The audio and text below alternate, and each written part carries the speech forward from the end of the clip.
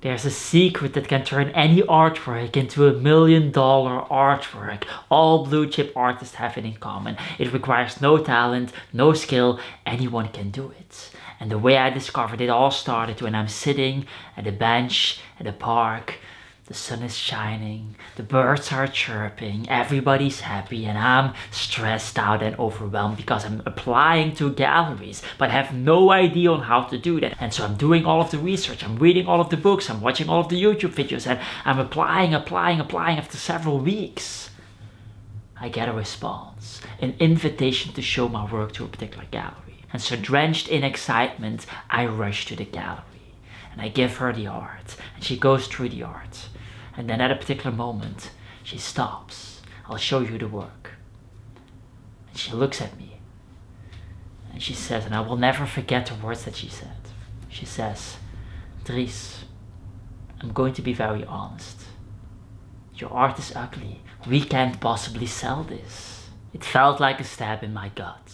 I drove home, close to tears, full of self-doubt, wondering, in the car, what if this is the once-in-a-lifetime opportunity and I will never get this again? What if my art is indeed ugly? What if I'm chasing this dream, wasting my time chasing a dream that is unrealistic and just not my dream?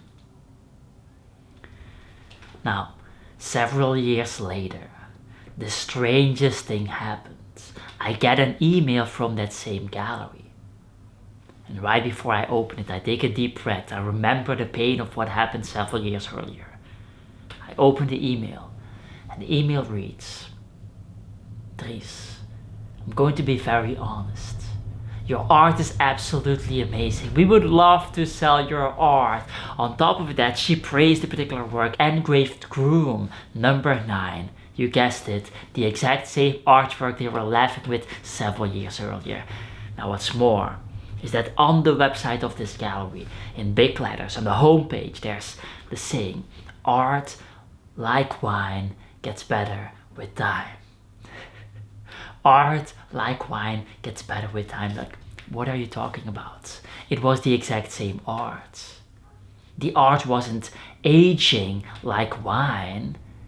The thing that was aging was her perception of the art. And then the question becomes, well, what is it that changes their perception, and how can we use that to influence their perception in our own career with our own artworks? And in order to show you that, I have 4 examples, short examples, that I believe are one of the most powerful observations artists, anyone in the art world, can make. First observation, on the left side you see John Le Kay, a skull made of crystals. On the right side you see Damien Hirst, a skull made of diamonds. John Le Kay and Damien Hirst knew each other. John Le Kay said that he believes Damien Hirst stole his ID, stole his work of art. Second observation, on the left side you see John Le Kay with yin and yang. On the right side you see Damien Hirst with him. Now, again, Damien Hirst seemed to have copy-pasted John Le Kay. Third observation, on the left side we see, or somewhere on the screen, and this one is going to be a little bit bigger, we see the physical impossibility of death in the mind of someone living. A shark in a tank made by Damien Hirst in 19 whatever. Now, in the other image we see a shark in a tank in a vitrine of some kind of shop, of some kind of artist. This also looks kind of similar to what Damien Hirst is making. And so the suggestion here is, of course, that Damien Hirst took his entire art shark vitrine type of thing from this image, from this shop that he has seen. One more observation. This is the best one ever. I've shared this multiple times on the channel because it is that good, okay? On one hand, we see Damien Hirst's spot paintings. Then we see on the other hand, Thomas Downing spot paintings, who stole it from some other guy. So Damien Hirst stole it from Thomas Downing, who stole it from some other guy. Now, am I saying that Damien Hirst is not original? That Damien Hirst cannot make any art? That Damien Hirst is stealing art from everybody? That's not what I'm saying. That's not what this video is about. I've seen Damien Hirst's art before. I know that he is very creative, This one artwork with the cow head and the flies and the rooms and the cycle of life and that whole thing, I find it amazing. So I'm not saying that Damien Hirst is not original. What I am saying, however, is that the difference between Thomas Downing and Damien Hirst has nothing to do with the art. The difference between John le Carré and Damien Hirst has nothing to do with the art. The art is the exact same. But Damien Hirst is selling for millions and millions and millions. Damien Hirst is one of the richest artists in the world. And Thomas Downing is forgotten. Thomas Downing, you find him on a flea market of some sort. What is happening here is the same thing as what was happening when the gallerist in my earlier story suddenly was interested in my art. It had nothing to do with the art. It wasn't the art that was aging like wine. It was the perception of the art that was aging like wine. Something or someone is influencing the perception around these artworks. So the question remains, how is this influence happening? So what is happening here? And how can we use this in our own careers? Well, artists, when they are posting online, when they are making art, when they are sharing their art, they suddenly realize that they don't get any likes, they don't get any views, they don't get any comments, nothing is happening, and they start blaming the art styles. They start blaming the art style. I don't have an art style yet. Look at all the other artists. They clearly have an art style, and I don't have an art style. I'm not distinguished. And because I'm not distinguished, people can't recognize it. And because people can't recognize it, they can't like my work. And because they can't like my work, it doesn't blow up, it doesn't go viral, and it doesn't get any comments, and blah, blah, blah, blah, blah, all of that stuff. We can clearly see that this is not true. Damien Hirst doesn't have an art style, okay? The spot paintings is not an art style. The skulls is clearly not an art style. He took the art style from somebody else. The whole him, the sculpture, it's not an art style. If you look at Jeff Koons' work, where he has like this whole puppy sculpture, it's stolen from art watchers. It is stolen from art watchers. A lot of these superstar artists, they don't actually have art style. So it's definitely not the art style that's at stake here, which is good. Because a lot of artists feel like they don't have an art style. And the reality is that you simply don't need one. This is what this whole thing is showing us. You don't need an art style. Now the second thing that we can note here is that somebody is clearly copy-pasting somebody else. And that somebody is clearly winning massively in the marketplace. And so what is going on? Is copy-pasting a winning strategy? Is there something about this thing that I would not consider artistic because you're literally being the least original in the world? Is there something about it that is powerful? Is there something about it that is beneficial that I don't see at this moment? Well, there are some people who suggest, some critics who suggest that copy-pasting is a marketing strategy in the art world, because when you are blatantly copy-pasting, there's one thing that you guarantee, and that is that people will talk about it. People like me will make a video about it, or perhaps even several videos about it. And so it becomes a marketing strategy, just like Andy Warhol said. He said something in the lines of, don't look at what people say about you, just measure it in inches. Meaning, it doesn't matter what people say. The quantity of marketing, good or bad marketing, is what will make an impact. There is no such thing as bad marketing, only good marketing. Now, am I saying that you should just be stealing art from other artists blatantly, obviously, so that people will talk about it? Well, it's only going to work if you're already famous, probably. You know, you have to be famous to then be controversial and steal and do this thing that is not allowed for people to think it's worth mentioning.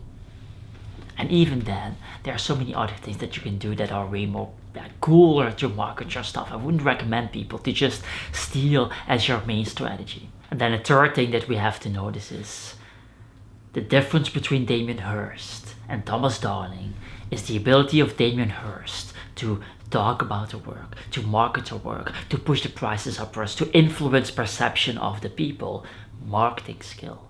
The difference between Damien Hirst and Thomas Downing is simply marketing. It's just communication skills. It all boils down to which artist is best at communicating things about their art. Seth Godin said, "People do not buy goods and services, they buy relations, stories, and magic. And the way to get relation stories and magic is to talk to people. It is through communication. The way to give people experiences, stories, and magic is through communication. The difference between Damien Hirst and Thomas Downing is not in the physical. It is not in the object. The objects are the same. It is in the non-physical, in the stories, the magic, and the things around the art. And we see this idea of marketing and communication in the most famous examples throughout art history. Let's take, for example, Da Vinci's Mona Lisa. Why is this the most sought after piece? Why is this the best painting ever? Why is this the most famous painting? Because of the smile, because of the quality of paint, the composition, the networking that Da Vinci did back in his days. Of course not. It's because of the story. If you look at the history of Mona Lisa, painted 500 years ago, approximately 500 years ago, the first couple of 100 years it's not famous at all. Nobody cares about the Mona Lisa. It goes through some important hands because Da Vinci is somewhat of a guy, but it's not famous. And then it hangs in the Louvre. And in the Louvre, it's not part of the top 50 paintings. It's just not one of the main things in the world. And then in 1911, the Mona Lisa gets stolen. And journalists start writing about it. And everybody starts to get fascinated by it. Who stole the Mona Lisa? An artwork from a massive museum. This is unbelievable. How can they do this? And the story of the stolen Mona Lisa becomes extremely big. As a matter of fact, the empty spot in the museum becomes more famous than the Mona Lisa itself. People start lining up to see the empty spot, to photograph themselves next to the empty spot. And so the absence of Mona Lisa becomes larger than life. And then when the Mona Lisa is found back and brought back to the Louvre, she is famous ever since. And so what is happening here? A story. It's just marketing. The story of the stolen Mona Lisa. Without that story, the Mona Lisa would have never became one of the big, like the most important painting of our time, or not our time, of their time, in our time. So that's it. It's just marketing and storytelling. And so in many ways, sales is just a bad form of marketing. Networking is just a bad form of marketing. Applying to galleries like I was doing in the beginning of this video, the story, is just a bad form of marketing. Marketing is what can replace all of those things. If you, instead of spend all your time researching and spend all your time applying to galleries and spend all your time getting like other people to help you at these galleries, if you would instead spend all of that in marketing, then at some point the galleries will simply contact you. Just like in the story that I told in the beginning, the gallery contacted me because I figured out something about marketing. I was starting to share my art on social media. I was getting followers, and they saw the followers, and they thought by themselves, perhaps we should contact this guy again that we saw a couple of years earlier. That is what was happening.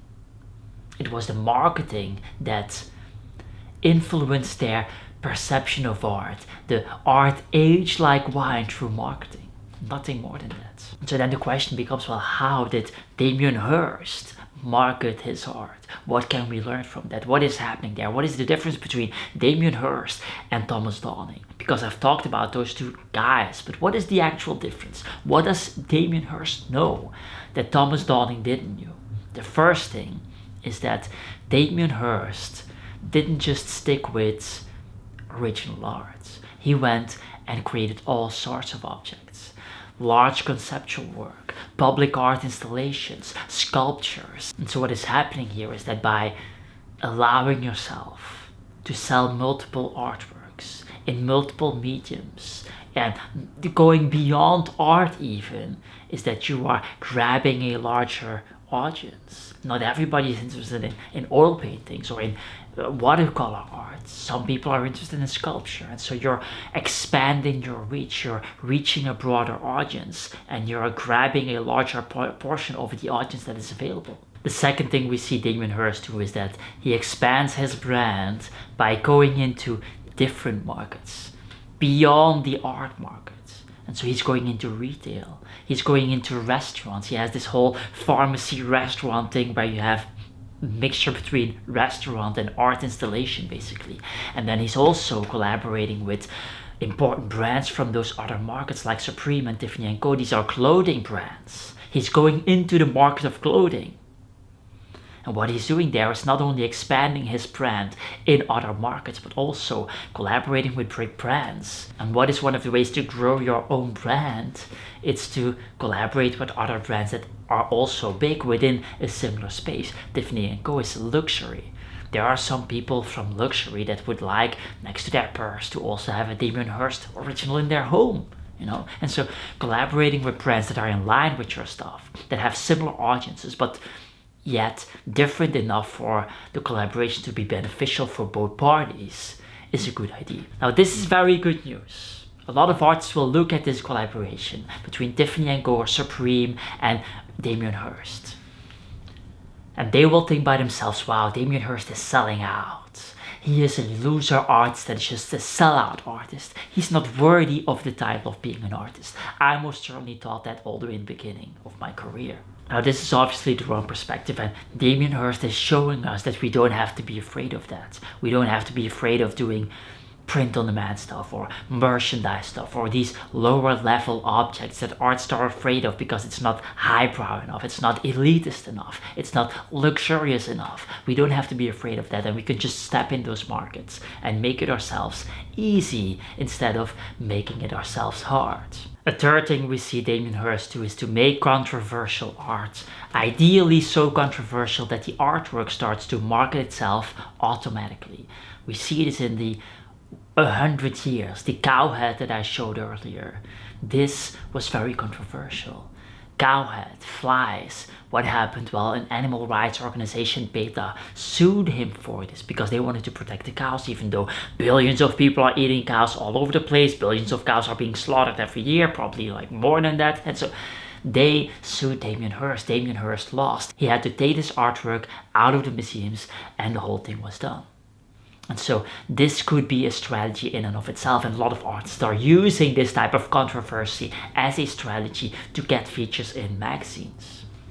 One of the reasons that my own art was featured in Vice magazine was because it was so controversial. It was so different. It was so strange, This lightning painting series where I figured out how to paint with lightning from the sky. In the magazine they called it, if Zeus was a painter, he would paint like Dries Ketels. Painting with lightning like a fucking god. That's why they wrote about it, because it was different than everything else that you can see in the art world. And so this is a strategy in and of itself. Controversy and strangeness, uniqueness. The opposite of Damien Hirst, actually. Instead of copy-pasting, being so unique that nobody else is doing it. And the fourth thing we see Damien Hirst do is to destroy his own artwork. Now, this is very common. We see this in art history. Michelangelo, for example, would destroy his preliminary sketches because he wanted to create the illusion that he didn't put any effort in, that he's just a natural, a super talent that doesn't do any sketches, that just makes art out of nowhere that is absolutely gorgeous and genius. And so he would destroy his sketches to hide the amount of effort he was putting in. The water lilies of Monet, he would destroy a lot of them because he was not satisfied. He didn't thought they were of a good enough standard, and so he wanted to elevate the standard by destroying a portion of the art. Now, Damien Hirst is not doing any of those two strategies. He is doing a different one. He is making all of these spot paintings, several a day, because it is really hard to make spot paintings. So several a day. He can't sell several for millions of dollars every single day. And so what does he do? He destroys a portion of the art to create scarcity, to make sure that there are not a lot of them available, to push the prices of the artworks up. Now, he is also, while destroying this whole thing, he is collaborating with journalists who can then write about the fact that he is destroying all of these super expensive artworks, which then pushes the price up even more because now it is marketing potential and the articles are written about him and articles are written about the art and everybody is kind of crazy, like what is happening? He's destroying $1 million artworks, this is unbelievable, how can he do this? And the whole thing is round. And so this is a very interesting way to look at it. Probably not something that we can copy paste, but interesting to know. The fifth thing is to step away from the gallery landscape and to sell directly to the collectors with his show Beautiful Inside My Head Forever in Sotheby's. Sold $111 million or £1 million, something along those lines. So massive amounts of money by going directly to the collectors. This is pretty big. What Damien Hirst is showing us there is that you don't actually have to collaborate with galleries anymore. The internet erased the middleman slowly. You can now, with your own broadcasting machines, you can have your own magazine, your own videos, your own YouTube channel, your own Instagram, your own way to reach the public and to sell directly to them. You don't need galleries anymore. The only reason that you would work with a gallery is because the gallery can lift your brand up somehow or generate more sales or like have some authority element to your whole brand generated by the gallery, sure, but it's not necessary anymore. The sixth thing we see Damien Hirst do and Thomas Downing simply didn't do is to use traditional media sources. Damien Hirst is going as far as to pay people to make documentaries of him several times. This happens all the time. I think Eminem did this with the whole 8 Mile thing. Marina Abramovic also recently had a documentary, or like a couple of years ago, whatever. They are paying people to do that for them. Treasures from the Wreck of the Unbelievable, a documentary about Damien Hirst. Now this is something we cannot do. We cannot just simply pay people to make documentaries for us. We don't have that budget, but it's something to take into account. We can go that far in some future where we would have that budget. The last thing Damien Hirst does is the opposite. It's not using the traditional media sources, but the new media sources. He is going on social media. He is using social media. Now, the interesting thing about social media is this is probably the cheapest one on this entire list, but also potentially the hardest one to actually execute on. You need to have skill sets. You cannot simply outsource the skill sets to a documentary maker who already has the skill sets. No, you need to develop those skill sets yourself as a beginner artist to market your art on social media. Now, the beautiful thing about social media is that this is the first time ever we see a no gatekeeping aspect of the art world.